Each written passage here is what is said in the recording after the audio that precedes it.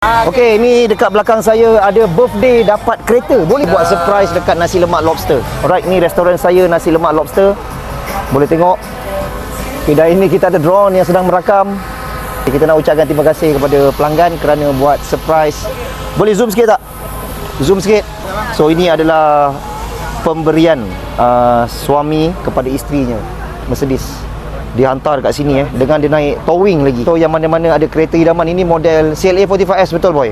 Okey, yang mana ada cita-cita nak memiliki kereta idaman, tak kira lah Mercedes ke, BMW ke, Honda ke, Type R ke, GTR ke, segala jenis kereta. Okey, jangan lupa saya nak doakan semoga impian korang jadi kenyataan. Okey, ramai-ramai komen amin. Dan ini saya ada saudara saya, mari kita support dia, mari.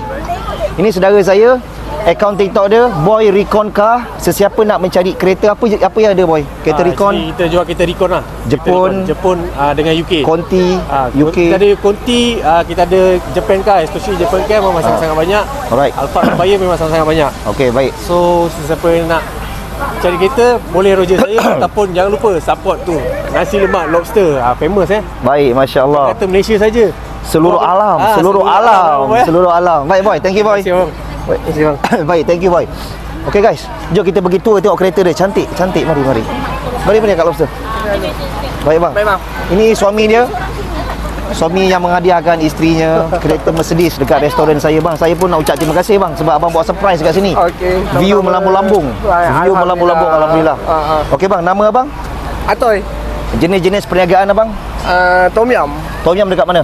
Bandar Hilir Melaka. Bandar Hilir Melaka. Bandar Hilir Melaka. Nama kedai abang? Taming Sari. Saslinda. Asas Linda Taming Sari. Restoran Saslinda. Terima kasih juga bang InsyaAllah kalau ada rezeki saya ke tempat abang nanti.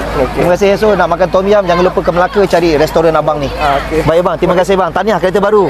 Sama bang. CLA 45S. Baik. Tengok, tengah happy-happy. Kanak-kanak kena jaga sikit. Kalau baby kena jaga So boleh belakang sikit, angkat tinggi sikit. Okey, yang mana nampak video saya, tolong check sekejap. Kalau belum follow, tolong follow saya. Tolong share, tolong repost. Kalau nak makan nasi lemak yang popular di Asia, okey, ini popular di viral dekat Malaysia, tetapi keren di Malaysia, Singapura, Brunei dan juga Indonesia. Okey, dan ramai-ramai tolong komen salah ke tidak seumur hidup sekali. Seumur hidup sekali kalau ada rezeki lebih, digunakan rezeki yang lebih. Okey, saya doakan korang memiliki kereta idaman. Apa saja kereta idaman korang, Velfire, Alphard, Mercedes, BM, apa saja, Ferrari ke Lamborghini, semoga impian korang menjadi kenyataan. Okay, ramai-ramai komen amin. Amin, kasih penuh komen saya. Jumpa lagi abang Lobster.